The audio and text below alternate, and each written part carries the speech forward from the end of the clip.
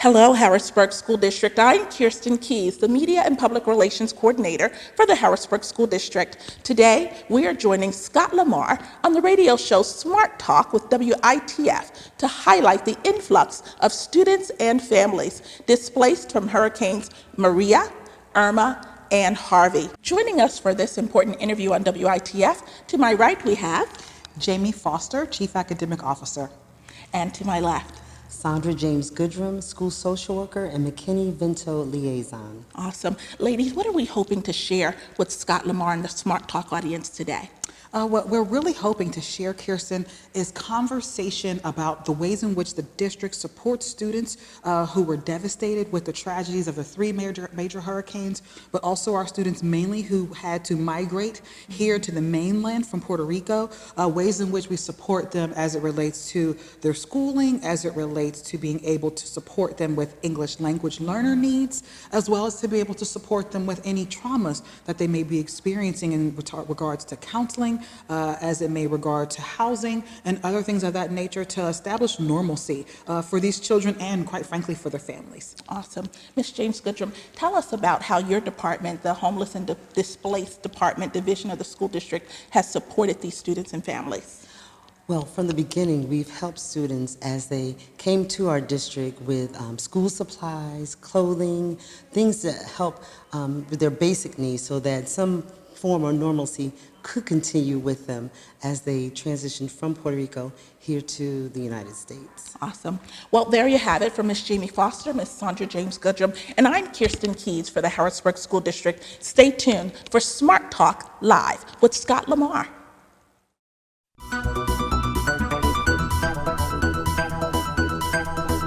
Welcome to Smart Talk. I'm Scott Lamar. Hurricane Maria devastated the island of Puerto Rico late in September and into early October of last year. Maria came 2 weeks after Hurricane Irma, which also hit Puerto Rico. Some 150,000 homes and businesses in Puerto Rico are still without electricity 6 months after the storms. Thousands of Puerto Ricans left the island to escape the destruction. Many of them came to central Pennsylvania. Over the next 2 days, Smart Talk looks at the challenges those displaced families face in housing, food, transportation, education, and more in a project called Starting Over: Life in the Midstate After Hurricane Maria. Jamie Foster, I'm going to start with you with this question, but I want to ask the others as well. When these students arrived in great numbers, what did it mean for Harrisburg schools? For the school district, Scott, what it really meant was that, one, we do what we always do, is educate children, but you also have to do what we do in education, which is to be flexible. When you're dealing with students who may be coming with no records, no clothes, really the basics of life that make you comfortable, transitioning anywhere is always a challenge anyway. But if you're coming and you're literally displaced and you had to leave immediately, you need to handle the immediate things first. So for the district, of course, it's making sure that students have clothes, that they have shelter, that they have food, that we're able to provide those basic needs first. Ms. James Goodrum will get into that later as she discusses what she does as the McKinney Vento Homeless Liaison. But for us as students, we had a large number of senior students who were in high school. So how do we do with that? Coming from Puerto Rico? Yes, coming from Puerto Rico. So really the state initially was taken aback and a little bit off guard, but it became a local decision. They sent out a toolkit, and what we decided was we're going to take students at their word for where they will be in classes. So if you're a junior and you're taking English 11, you have other support services that you need, we're going to supply those for you. We had, out of 160 students, 112 qualify for ESL services. English as a second Yes, language. English as a second language, or now as the state calls them, English language learners.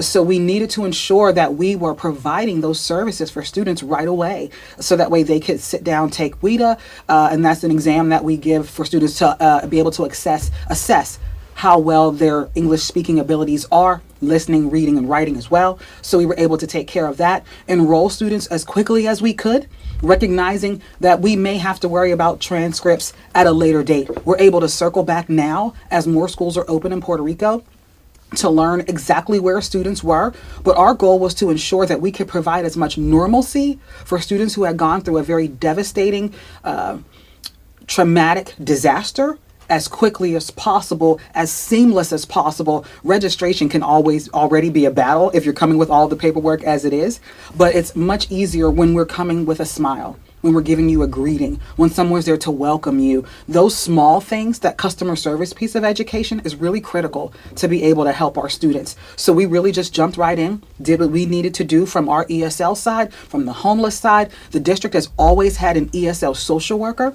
So for students who need advocacy, parents who need advocacy, we're able to do that, partnering with other local community programs as well. So that way we can point parents in the right direction.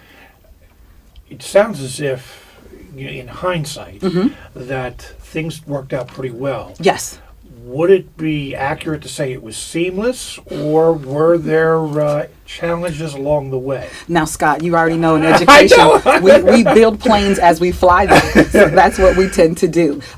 Did it go as well as we would have liked? Monday morning quarterback, there's always things that we could have done better. But what services Like what? I would say being able to maybe provide some services faster for a student. If we did it in 36 hours, we'd love to cut that to 24 or to 12. Realities and red tape, we were appreciative to the state that they were flexible in allowing those types of things and turned it into a local decision rather than have a decision that could affect 500 school districts, but there might have only been 6 or 7 that were affected by students who were coming from Puerto Rico. The great thing is that we're dealing with students who are already American, so we don't necessarily need to have to worry about transfer papers and things of that to be able to prove your citizenship and all of that. We already have that. Now, one of the issues that we might have run into that would be a little bit more of a challenge, but we had to deal with it, were your health records. The health segment will come up later, but that it's just as much as an issue for students because you need to come to school with immunization records as well, proving that you have been, that you've gotten your shots for TB, for MMR, things of that nature. So we had to forego those as well, but also provide students with them just in case, recognizing that a booster won't hurt you if you needed to have that.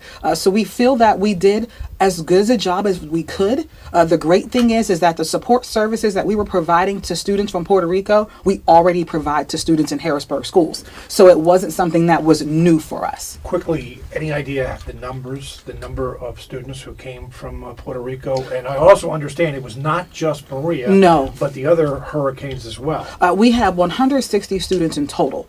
Of which 112 qualify for ESL services, but we've had a little over 200 students displaced from all 3 major hurricanes last fall.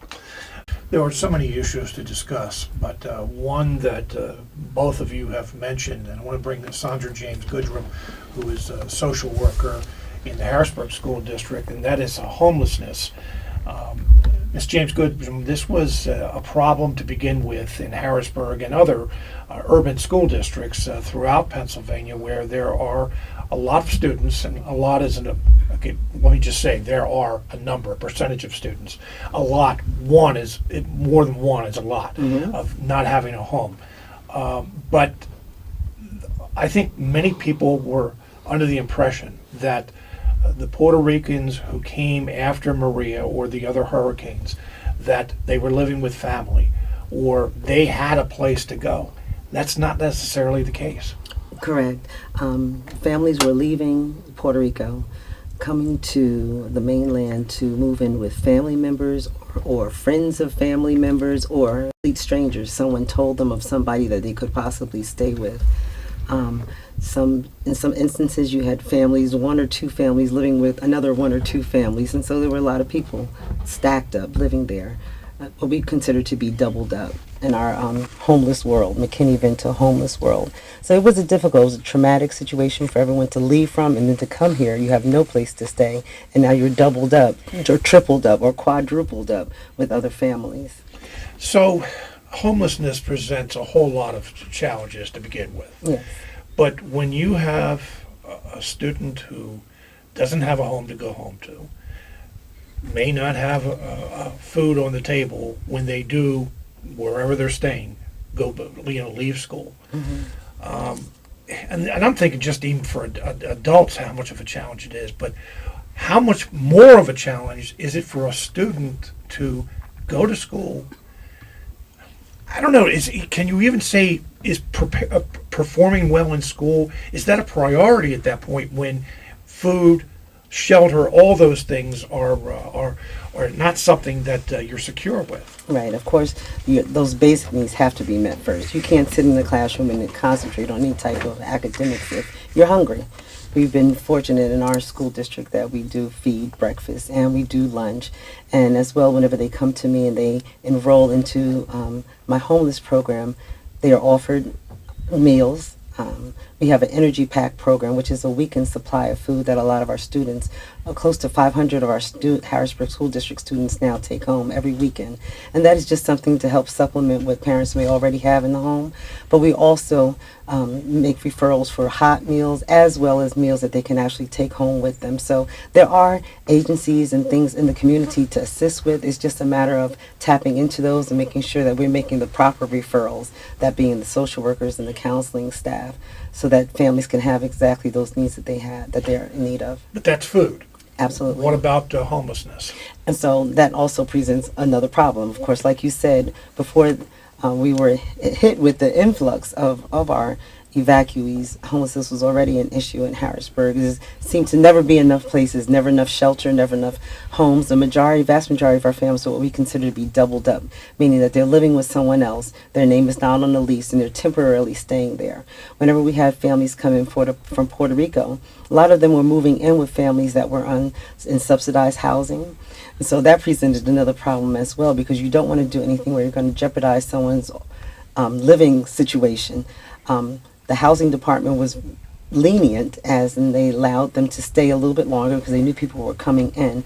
But eventually, these families did have to find another place to live. But housing is, of course, at a premium.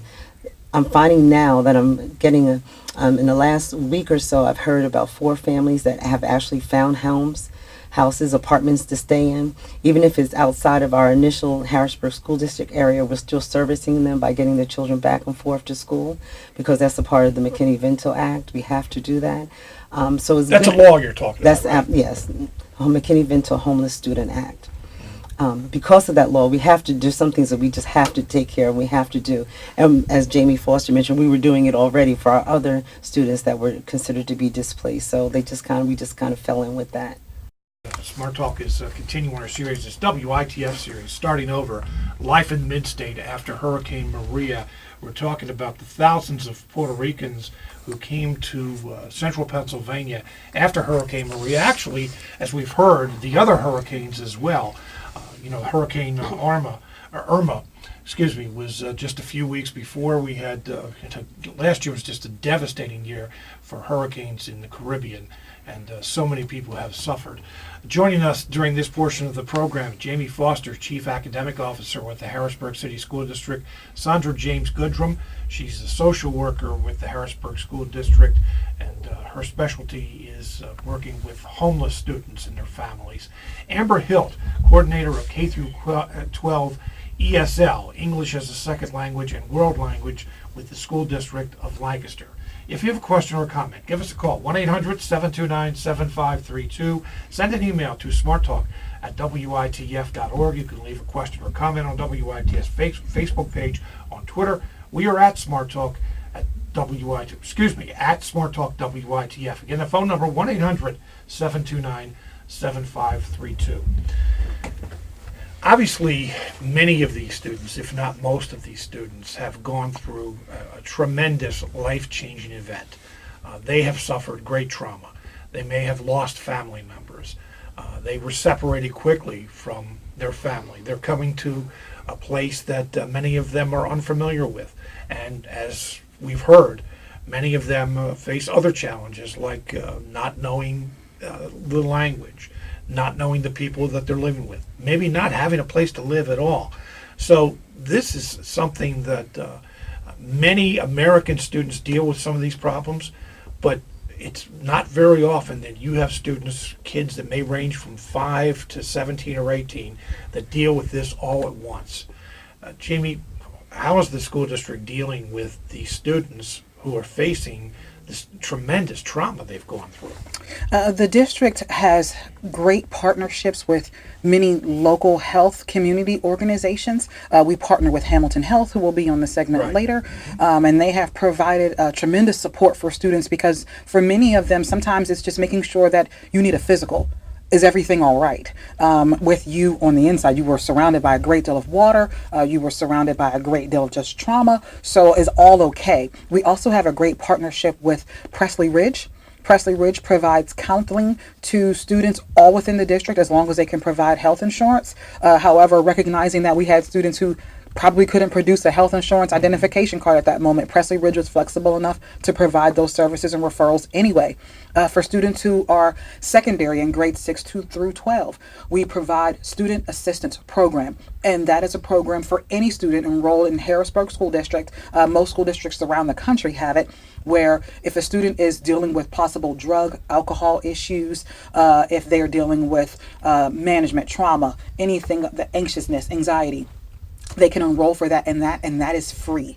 We have a school right now who is engaging in trauma-informed classroom training through one of our principals at Downey schools. We had 4 schools that were mainly really affected by our displaced students: Ben Franklin, Downey, Camp Curtin, and one more school that I can't think of course. Well, I think we get Foose. Okay. Foose. So, but those schools have a very high influx, and in part because they're also surrounded by subsidized housing as well. So, when we had to deal with those things, we had students to be ready, where we already have services with Presley Ridge. We already have other services, but we wanted to make sure that we're able to, as Ms. James Goodrum said, when you can provide a lot of those basics for kiddos, that really eases a great deal of trauma and stress. Because I have clothes on my back, I have shoes on my feet, I have food in my belly. So while I do have the trauma of what's going on in my outside life, the normalcy of school helps greatly to lessen some of that impact in some ways. That's interesting, that having that routine of going from 8 in the morning till 3 in the afternoon actually helps. Yes, tremendously. If you think about it, school-age children spend the majority of their day in school. So when you're able to have some levels of normalcy, I wake up in the morning, I have breakfast, I get on the bus, I go to school, I do my schoolwork, I come home. While you do have to come back home to tragedy, and not all of our students did, but when you have to come back home to trauma, and many of our students do, not just our students who were displaced, but many of our students in Harrisburg deal with traumas at home. When you have that reality can still be lessened when you know that tomorrow is Tuesday, I'm coming back to school, and I'm going to come back on Wednesday and Thursday and Friday. So that can lessen great deals of issues. Jamie, I'm curious about standardized tests. Will these students have to take the Pennsylvania standardized test? All students in the state, they'll sit for math if they, regardless of how long they've been here or not. So all students who came already will sit for math. And because what we talk about I'm going to get jargony here. When we talk full academic year, if the students were here as of October 1st, technically that student would count per se for Harrisburg schools. If they arrived after that, that score would count for us, for the district, but it wouldn't count for the school. If the students are in their first year of English language learner and English language learners and in their first year of services, they will not sit for the English language arts PSSA. If the students are in high school, the same will be for the ELA Keystone. They won't sit for that, but they will sit for the Algebra Keystone and the Biology Keystone exams. You know, this has been an ongoing conversation with standardized tests, not just with the influx of immigrant students, but students where English is not their first language. Correct. And taking these tests. They're at a real disadvantage. Students who can't read in general are at a real disadvantage because most of the tests, quite honestly, are reading assessments that measure literacy, mathematics, and science. What the awesome part is about when you're taking PSSA or other standardized assessments, the Department of Education recognizes that students need accommodations. So if those accommodations are provided to students, meaning you might need a highlighter, you might need someone to read this particular passage to you, you might need to have extra time. If those accommodations have been given to the student prior to the assessment, then those students can receive those exact accommodations during the assessment at that time. Sandra, you mentioned that there has been some relaxation of at least one law, but I'm hearing that overall, that even across the country where, like with Medicaid, Medicare, we're going to talk about healthcare in the second segment of the program, that there have been some deadlines extended. It sounds like just from what Jamie was describing, that this is happening overall, correct?